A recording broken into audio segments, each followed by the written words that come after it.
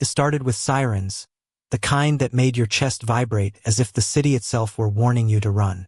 And then, out of nowhere, I was yanking a complete stranger out of harm's way like my life or his depended on it. The irony? I didn't even know his name. New York was loud that night, every corner humming with restless energy. I had been walking home after another brutal shift at the diner, my sneakers damp from slush and the wind cutting sharp across my face. Just blocks away from campus, I saw him, this man in a tailored coat, cornered by two guys who looked like they belonged more in a fight club than on 8th Avenue. His back was pressed against a brick wall, breath fogging in the freezing air. Something in me snapped. Maybe it was instinct, maybe recklessness, maybe the fact that I hated bullies more than anything. All I know is that 1 second I was across the street, and the next I was shoving one of the guys hard enough to knock him off balance. "Run!" I shouted, my voice hoarse. The stranger hesitated, long lashes blinking, lips parting, but then he followed. We sprinted through the icy streets until our lungs burned, laughter and adrenaline mixing in a way that felt almost euphoric. When we finally stopped under the glow of a flickering streetlight, he turned to me, chest heaving, and smiled. "Thank you," he said, voice rich and low. "You didn't have to do that." Up close, he was unfairly beautiful, sharp jawline, warm brown eyes, the kind of presence that made you feel both intimidated and safe at the same time. My hoodie suddenly felt too small, my messy hair too ridiculous, compared to how put together he looked. "Yeah, well," I muttered, shrugging like it was nothing. "You looked like you needed help." He laughed, a sound that slipped under my skin and stayed there. We didn't exchange names. We didn't make promises. Just two strangers colliding for a single night, then going separate ways. Or so I thought. The next morning, I walked into my literature class, half asleep and clutching burnt coffee. And there he was, the man from last night, standing at the podium with a stack of books, introducing himself as Professor Carter Hayes. My professor. Our eyes met across the room. His widened just slightly, like he was remembering the alley, the chase, the way I'd grabbed his arm. My heart hammered so loudly I thought the whole class could hear. I couldn't focus on a single word he said. His voice filled the lecture hall like honey, steady and commanding, and I sat there trying not to squirm in my chair. He was too close yet impossibly far, this man who just last night had laughed breathlessly beside me like we were equals, like we were the only two people in the world. Now he was untouchable.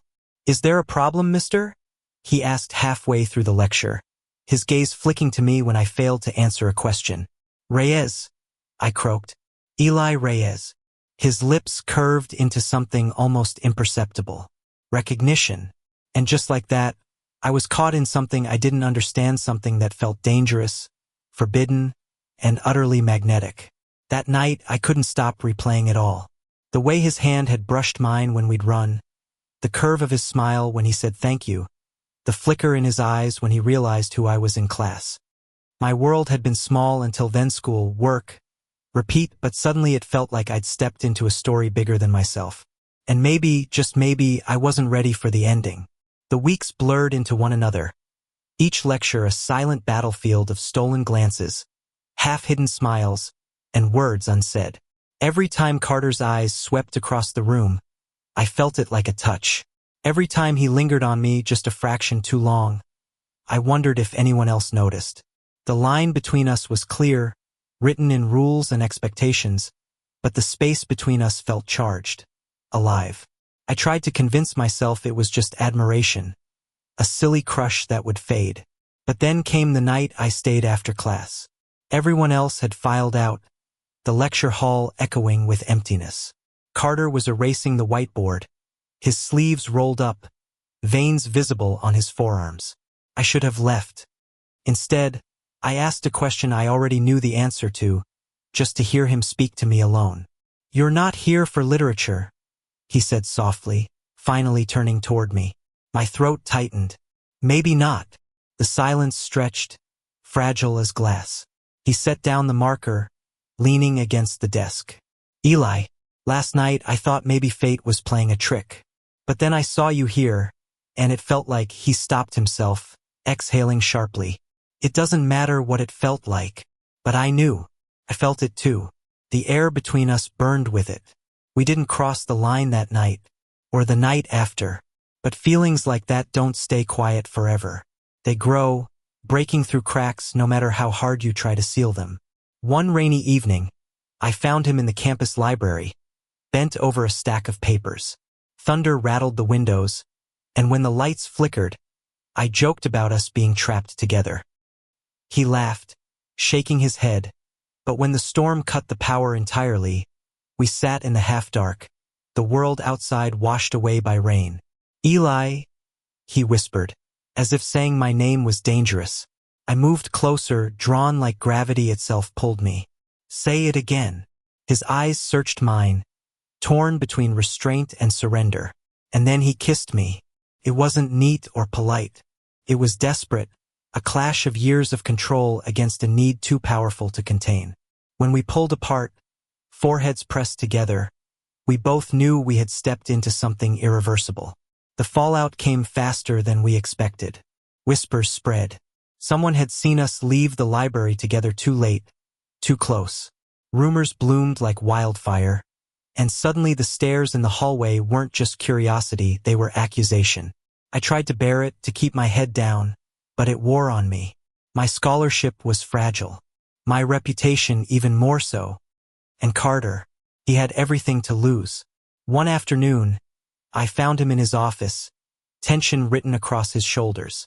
"They're talking," he said without looking at me. "Faculty, students. It's only a matter of time before someone reports it formally." "So what?" I snapped. "Are you saying this, whatever this is, was a mistake?"